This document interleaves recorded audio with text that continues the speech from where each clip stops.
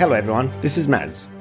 If you're hearing this message, it means you're not part of the Voices of War subscriber community and will only hear the first half of the episode. If that's enough, then I'm thrilled. However, if you're looking to dive deeper into the complexities of war, please consider subscribing to our private feed by using the link at the top of the show notes. By doing so, you'll gain access to all of our episodes, the ability to ask follow-up questions, and will become part of an exclusive community that makes this show possible. I hope you'll make the decision to join us today.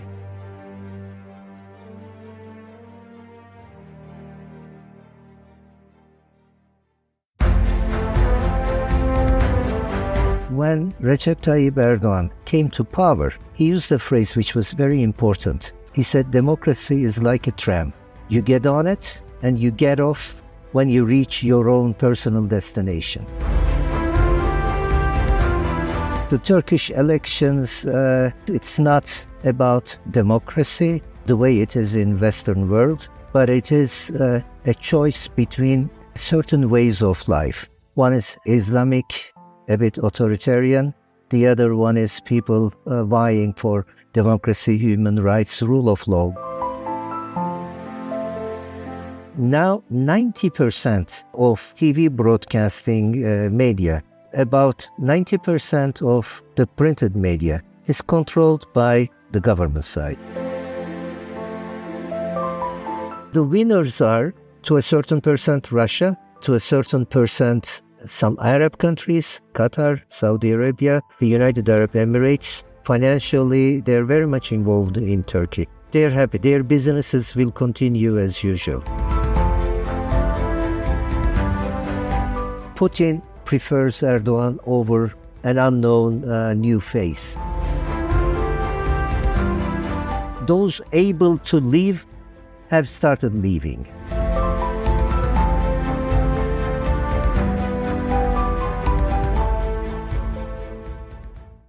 My guest today is Hasan Aygun, who is a prominent Turkish security analyst with an extensive career in international relations, global security issues, and conflict management, both as a diplomat and later as a political advisor.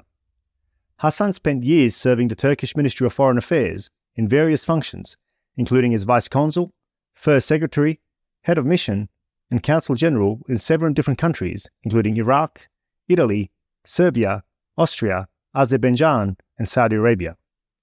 He later became a senior political advisor for NATO, where over the years he provided advice to 6 different 4-star generals. Hasan is currently an associate director at Strategia Worldwide, where he advises businesses, governments, and NGOs on complex risk management in conflict-affected regions, with a particular focus on the former Soviet states, the Middle East, Africa, and the broader Islamic world. Some of our long-time listeners might recognize Hasan's biography, as he appeared on the show all the way back in June of 2021. I have shared a link to that episode in the show notes, where you can hear more about Hasan's extensive background and experiences.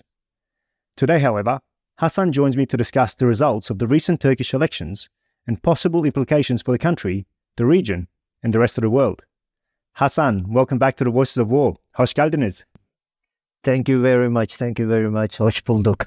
Great to see you. A lot has happened since the last time we spoke. Well, nearly exactly 2 years ago to the day. What have you been occupying your time with, mainly, since then?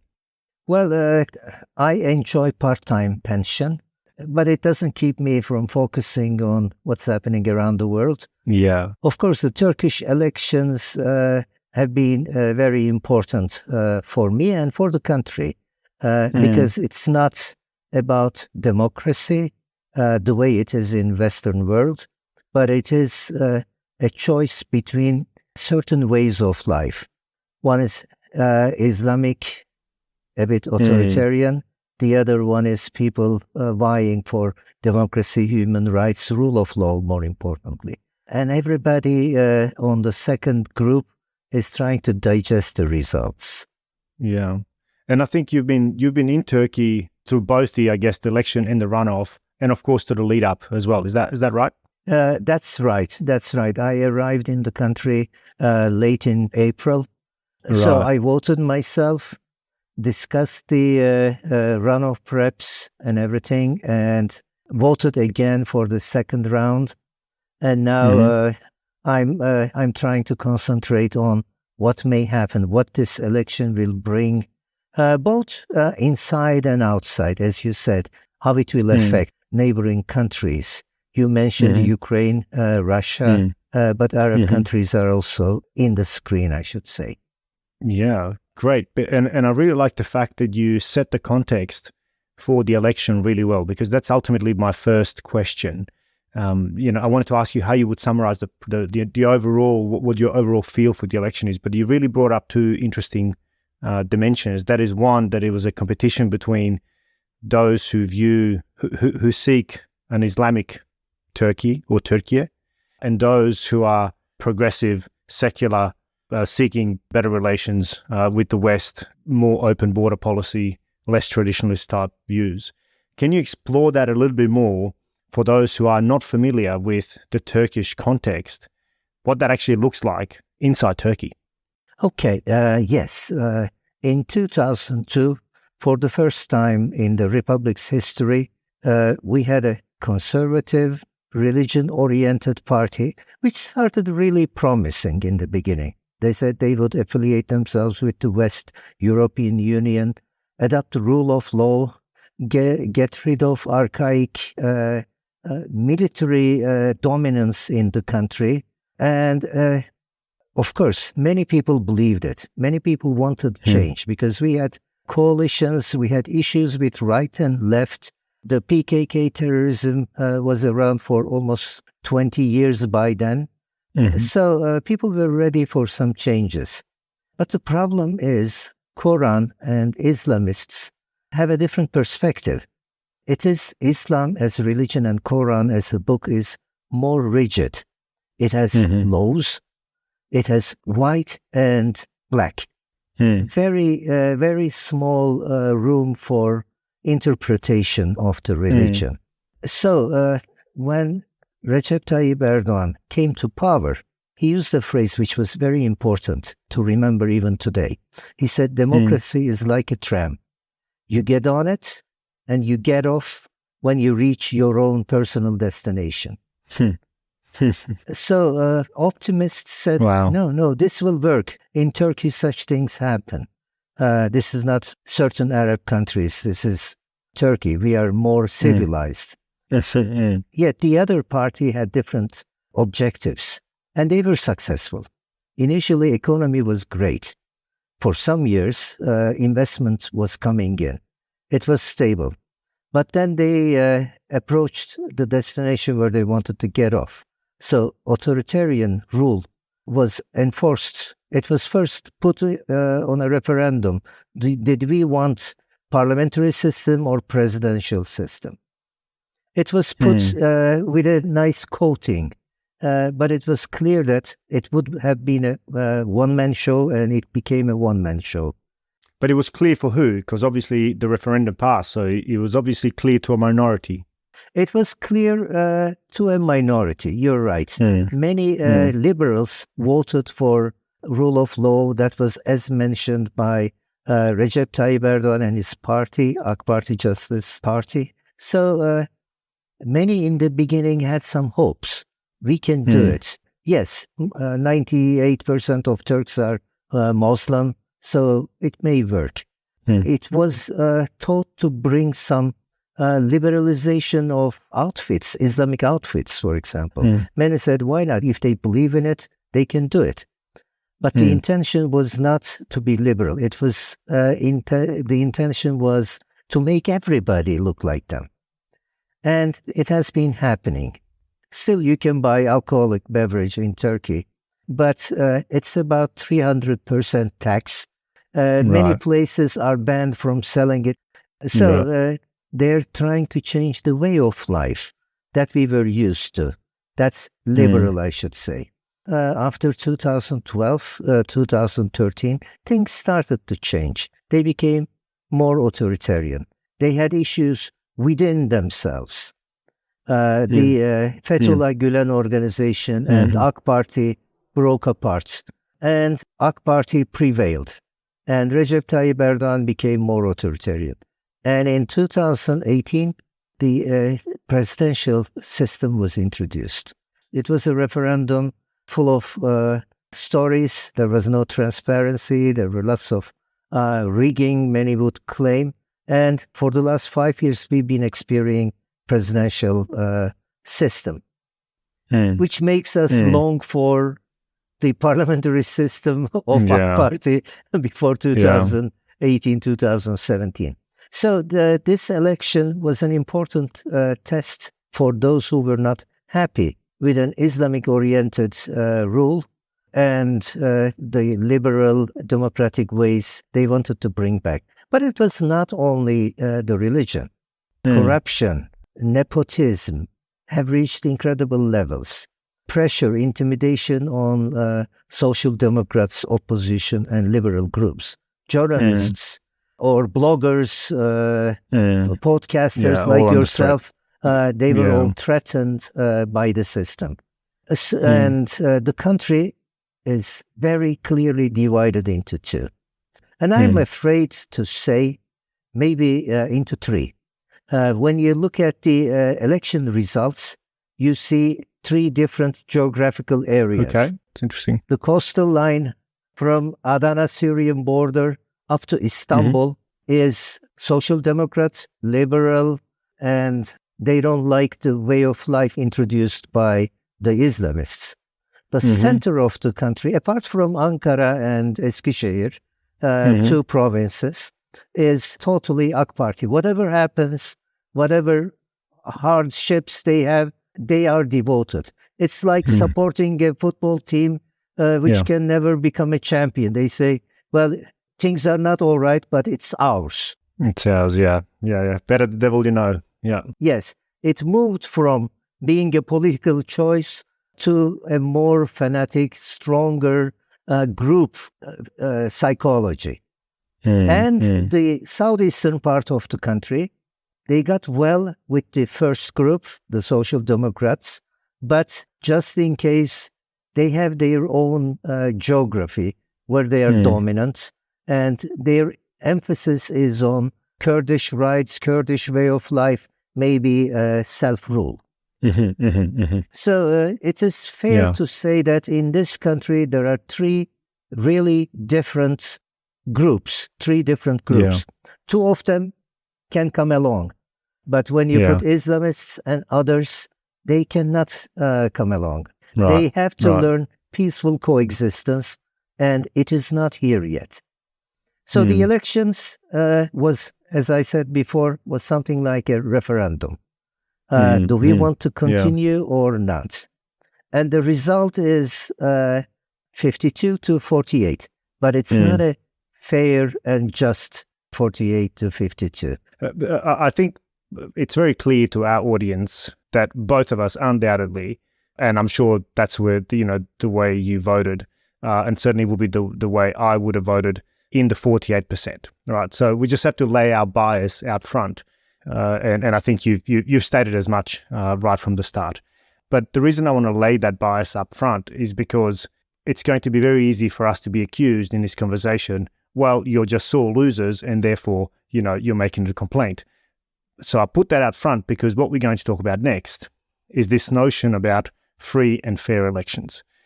I think what you were about to say is that, yes, we can tick the box that these were free elections. In other words, people could go and vote. Everybody was free to vote and encouraged to vote.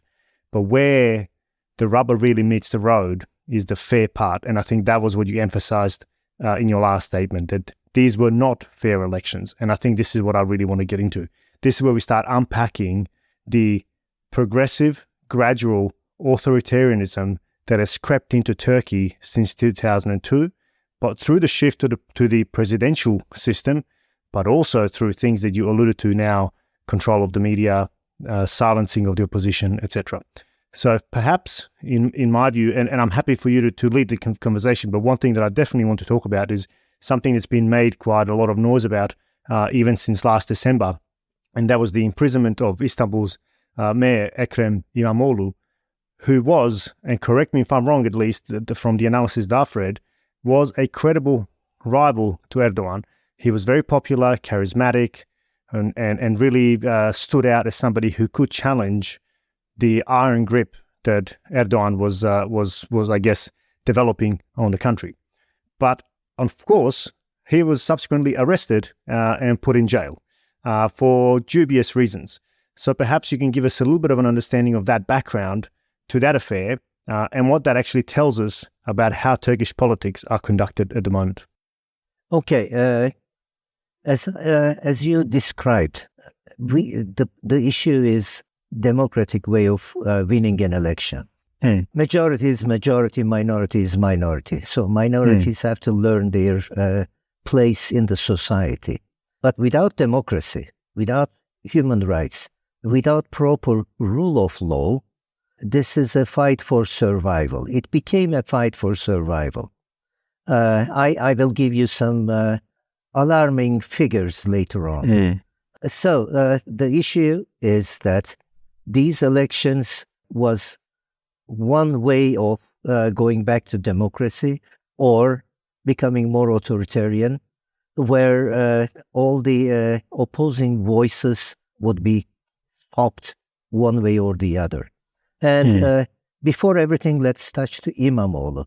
İmamoğlu could have been the candidate, and Erdogan was afraid of him because he's charismatic, he's appealing to the people, he's from the same region, northeastern part of the country, so there was nothing against him that could be used.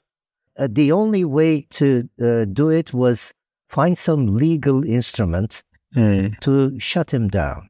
In 2019 municipal elections, Istanbul voters went to the polls twice. First time, they cast 4 votes into one envelope. And despite every effort, İmamoğlu won by a small margin. And the president said, I don't like it. He cannot win by a small margin. So 3 votes cast in the same envelope was considered as legal. 1 vote in the same envelope was considered wrong, rigged. Something went wrong. And they said, even if nothing went wrong, something went wrong. It's a very interesting Turkish phrase now. At that point, the election committee decided that 1 vote had to be renewed. And in the end, İmamoğlu won by a much larger margin, despite everything the government side tried. So İmamoğlu is the only person who scared Erdogan. And the legal excuse found was in 2019, during the break between the election and the runoff, İmamoğlu said, well, the decision is stupid. The decision to accept 3 votes out of the same envelope and cancelling 1 is stupid. And this was the legal excuse. Insult of a government office was used as the sword of Damocles on his head. And that's why they start this legal process against him. And if he had won the elections before the legal decision was made, it would have been more difficult for Erdogan to get rid of it. But when he won, the very next day, the court decided that the sentence was legal. He's still not in jail. It will take another 7 to 8 months for the process. There are 2 more appeal levels, let's say. So this was the first appeal level, and Erdogan won. Normally, of course. He's controlling every decision made at the courts. If you're a judge and you know he doesn't like your verdict, imagine what may happen. Yeah. And everything you can imagine happens, and even more. More. So, So İmamoğlu would have, if he doesn't go to jail, it is almost 100% certain that 5 years from now, İmamoğlu would run any candidate, because Erdogan will not be able to run again a 4th time. He would have won. So this was to assure the future, not today. And more important, next year, Turkey will have the municipal elections. In 2019, 11 out of 11 metropolitan areas were won by the CHP. The opposition. the Republican, the People's Party, the opposition. So now he's concentrated on, or he's already concentrated on 2024, a repetition of the elections. And the maps tell me and everybody that whatever he does, the ruling party will lose again the same metropolitan areas. This is what, when you say whatever he does, you mean whatever Erdogan does? Rigging, yes, whatever Erdogan does, he's bound to lose it unless he becomes with a magical wand and changes millions and millions of votes. Just on Imamoglu, though, just before we move off from him, because I think it was an important aspect that although he's not in jail, because of the sentencing or the criminal case against him for, and let's just double click on this, for basically insulting the government, right? So it's not that he actually everybody saying that what they did was stupid. Yeah, so it's not even that he's done an actual criminal act apart from speaking his mind, which again is a huge part of this. And because of that, he was then banned from running in this election, in the presidential election. Correct? Well, the ruling side is trying really hard. On one occasion, Imamoglu was visiting the grave of a former sultan, and he had his hands behind him. And someone called this an insult to a sultan who lived 500 years ago. And they went to court. It was so absurd, even the court said, okay, we can never find an example of someone walking with his hands behind him insults the grave of a sultan. So they've been trying very hard to find something to link him with some sort of trouble and silencing him. So we have 7-8 more months until the final verdict, because it will go to humanitarian courts of Europe. So it will stand as the sword of Damocles upon Imamoglu's head. They just want him to renounce his political future. So this is the pressure on him, because now Erdogan will need to come back to terms in terms of economy with the West. Erdogan has created an incredible problem knowingly, economically. Why do you say knowingly? I think that's perhaps a useful point, because I did want to come back to that point about economy, because you did make the point that, initially he was successful. There was a lot of investment coming in 2002 onwards, and we know that he's turned Turkey. I mean, there's no question that Turkey prospered in those initial phases, but I think it's an important question to ask what he did to allow Turkey to prosper, and why that perhaps wasn't sustainable, which is probably why why Turkey is facing some of the economic problems that it's facing now with inflation 85%, I think, last year, if I'm correct. That's right. Until 2012, 2013, he played by the rules of economy. He invited people with experience, and he listened to them. But afterwards, his political ambitions and his maybe lifestyle ambitions started getting him to a different position. Like something very simple. That started happening 2 years ago. At one point, he said he was against interest rates, because in Islam, there is no interest rate. He said he would bring it down. The Turkish lira was sustainable at that time. It was around 5-6 liras to a dollar. It was going down, but at a slow rate.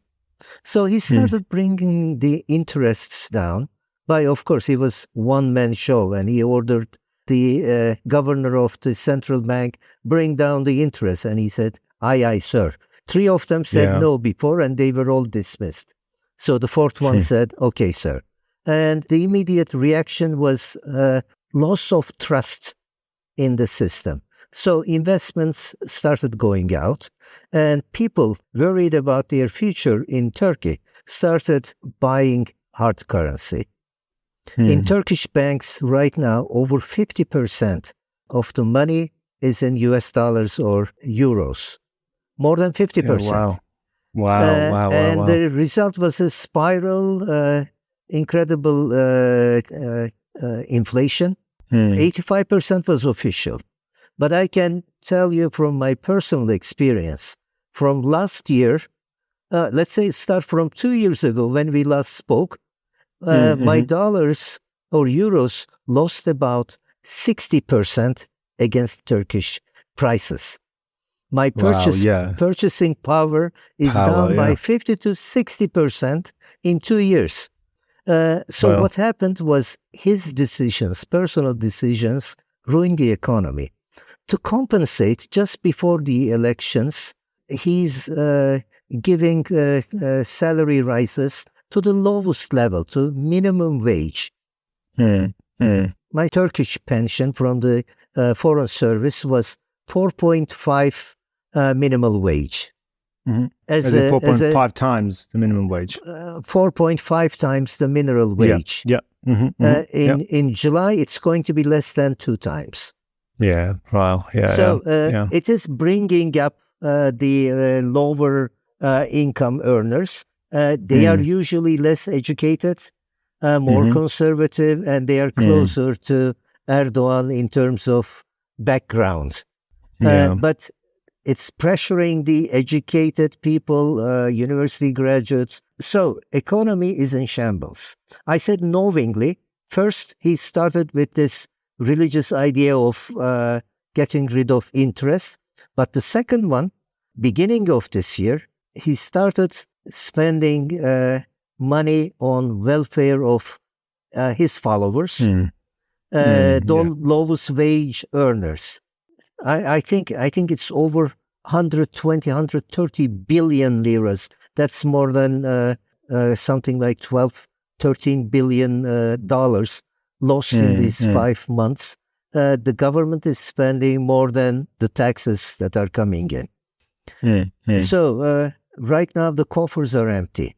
They managed to get some swap system from Qatar and Saudi Arabia, and of course Russia.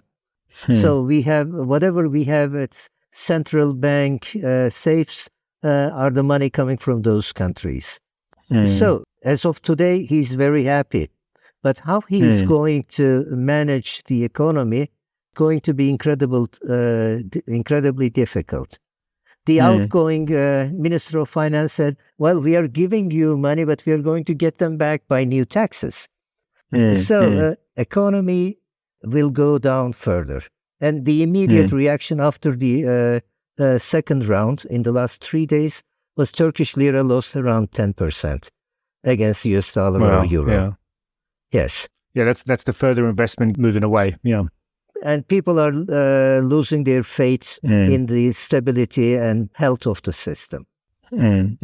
So if we go back to what happened, how did we get 52%?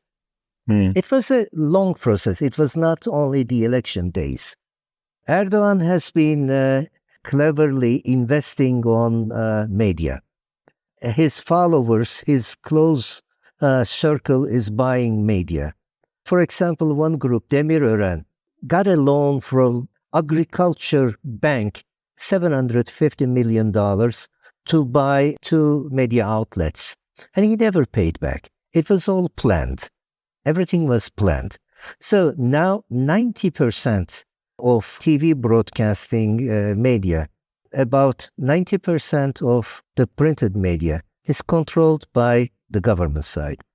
And it's sometimes strange and funny for us. You can buy 10 papers with the same headline, which is dictated by the information directorate of the president.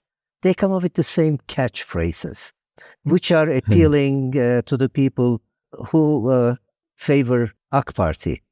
Yeah.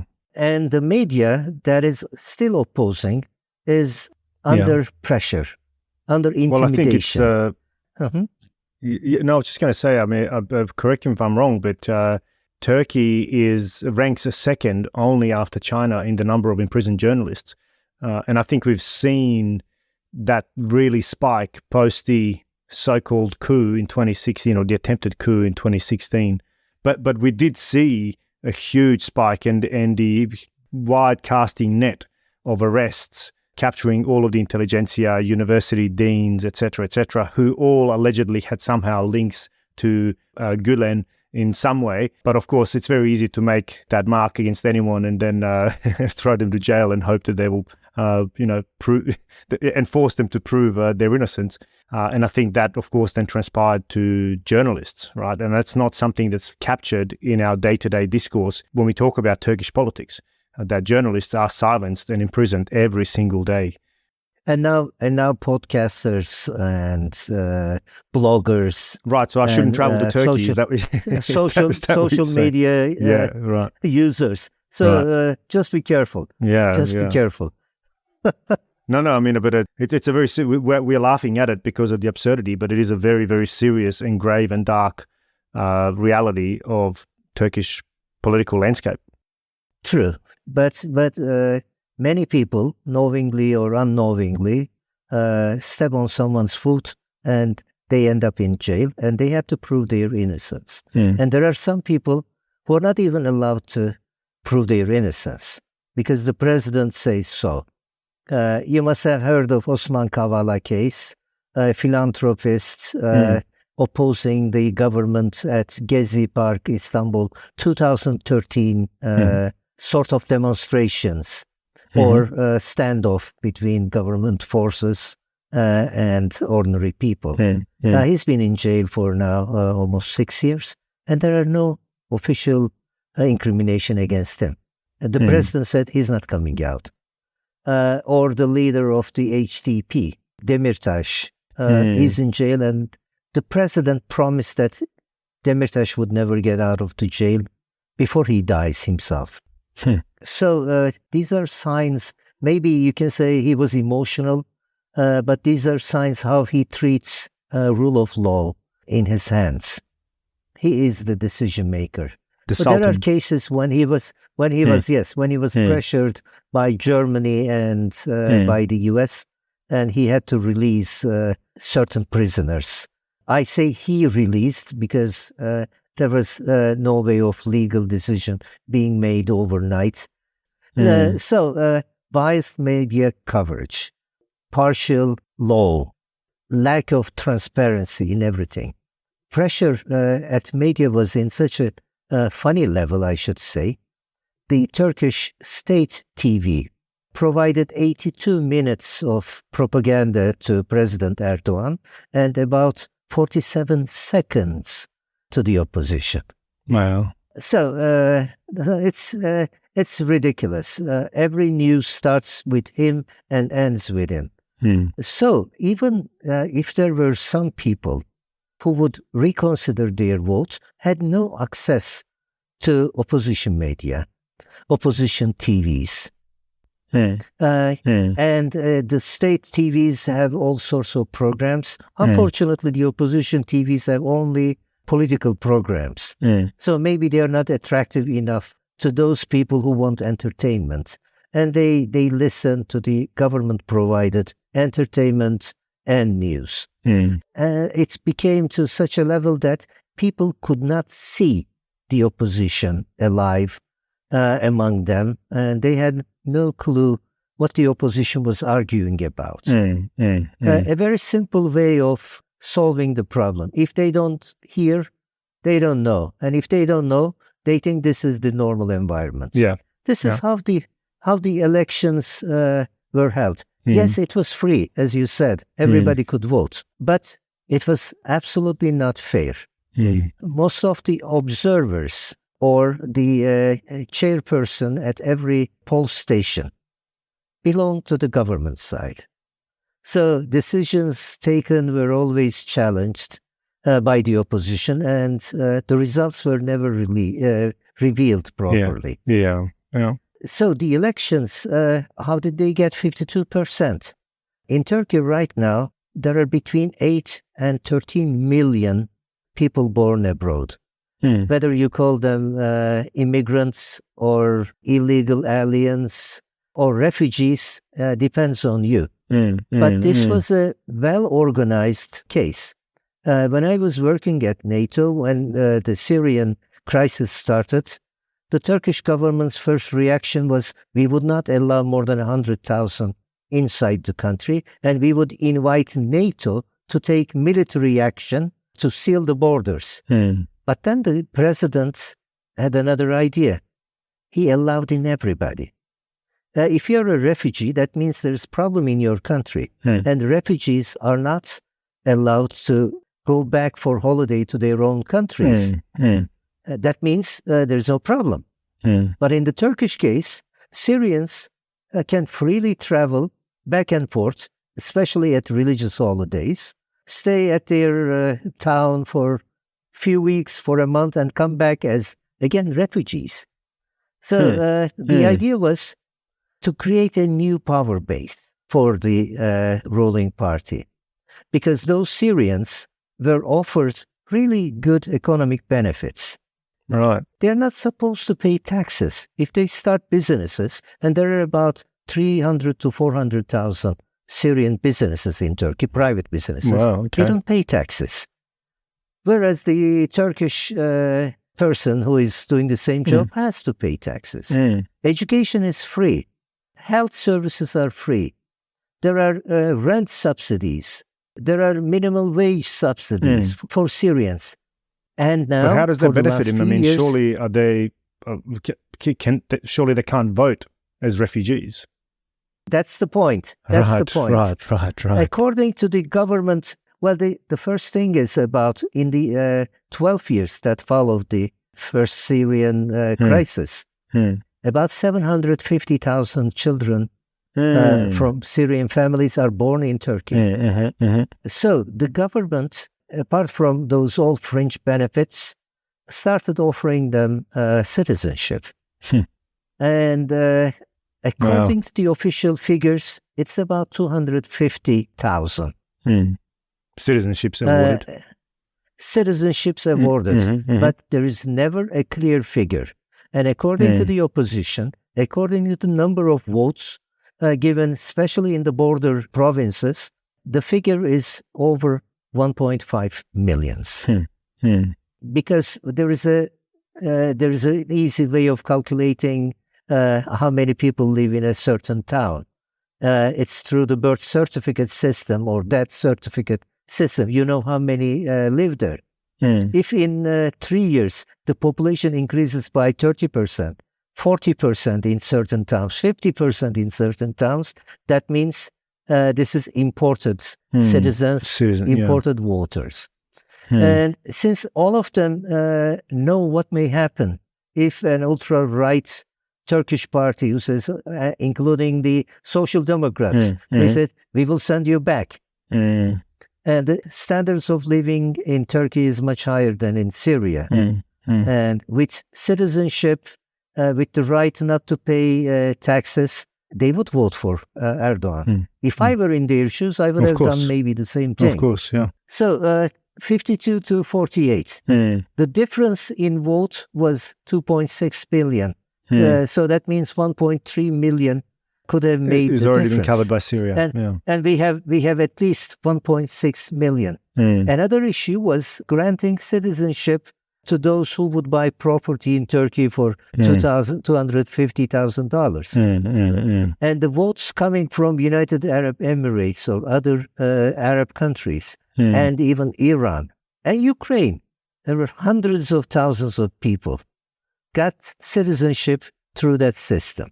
You said Ukraine, as in since the invasion last year? It started before the invasion, but the figures were small. In Antalya, they have their schools. In Antalya, there were already maybe 20 to 25,000 people. Now they are about 400,000. Oh, wow. Ukrainians, wow. And many of them, those who have access to money, bought an apartment, got the citizenship. They are dual citizens. So they are there, Russians as well. Russia, I always knew that there's a large Russian population, and I was going to ask you about that, but I didn't realize there was a significant Ukrainian one as well. Iran, Iraq, anybody in a troublesome country or African countries, they bought citizenship. And they were, of course, bound to vote for Erdogan, who provided them the opportunity. At the election day, things were calm on both cases. So people voted. But what happened was counting the votes. There was no transparency, objections. The elections committee never declared the findings of objections to some irregularities. Never. At the second round, the time allowed for objections was less than 36 hours. So they said, you have to make your objection. I will declare the results in 36 hours. Whether I decide your way or not is what I will decide on my own, and you will never know about the result. And you have 36 hours to make your complaints. To make your complaints and get a result. So the result had to come in that 36 hours. I was part of the Organization for Security and Cooperation in Europe in my earlier life for 2 years, and there was this election monitoring system. And I read their report. And there was also another report by European Council. And I had access to those reports. And they come with pages and pages of some shortcomings. Would they have affected the results in a great way? They never talk about figures. The opposition talks about the figures, but there were too many irregularities before the elections and during the elections.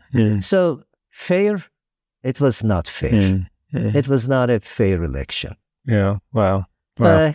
You had a very good question about how did Erdogan win the elections when the economy was terrible, hyperinflation, and we had in February an incredible earthquake. In fact, a series of earthquakes. That's right, Where, the official figure is just over 50,000, but the unofficial figure is close to 100,000 people died. And the reaction was incredibly slow. The military is trained for such cases. They were not allowed out of their barracks for almost 48 hours. So how come they win? The earthquake region provided an opportunity to the government. Things were so bad economically, and immediately after the earthquake, they spread around the country.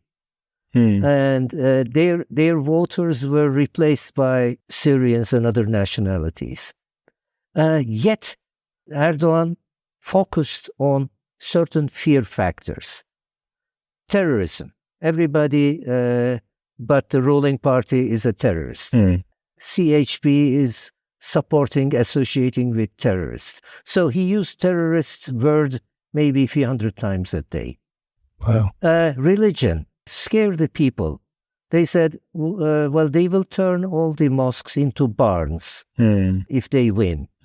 So you're going to lose your religion. He even mentioned so many untrue events that people would go into the mosques with their shoes on and have some alcohol in the mosques. So he played the religion card. He denied all wrongdoing. Everything was organized by outside forces who were out to get him or opposition. Many among the voters for AK Party would claim that the inflation was because of the opposition, not because of economic decisions. Not because of the ruling government. Not because of the Yeah. But if you're supporting the government and you hear this, I mean, your own natural biases will make you believe that because you want to believe it. So therefore, you will, and we see this, as much in the West and other parts of the world as we see it in Turkey or the US or anywhere else, right? Where the base of a particular autocratic leader believes the unbelievable because that's, your bias towards it, and you will forgive even indiscretions that otherwise might taint a leader because you're so, you've bought in to that idea, and whoever the target of that particular leader's rage is, They're the evil guys. They're the bad ones, right? They're the swamp. They're the elite. They're the 1%. They're the, call it whatever you want. They're the terrorists, right? It's very easy to swallow that narrative, whole and complete as presented to you. That's 100% correct. But one more item that was very important. LGBT. The argument by the president was that if the opposition would win, they would allow marriage to gay marriage, lesbian marriage, but also to animals. I have never heard of it. Oh, my God. And people would believe it or buy it. So his main idea was polarization. Yeah. Let's separate us and our them. people. Yeah. Us and them. Exactly. Yeah. Wow. Media control, fake news, fake videos. There's a famous video that went around. The president showed the video at his rallies. The opposition leader would speak at some place, and then he would be applauded by famous PKK terrorist leaders. And he was adamant about it. He said, yes, okay, it's Photoshop. We added it there. So what, he said. And you reminded me about the effect of the laws against disinformation. So yes. there is a file right now against the president for fake videos, fake news, but I'm 100% sure nothing will happen, unfortunately. Yeah. So in this environment, they won the elections. Yeah. That brings us to the question.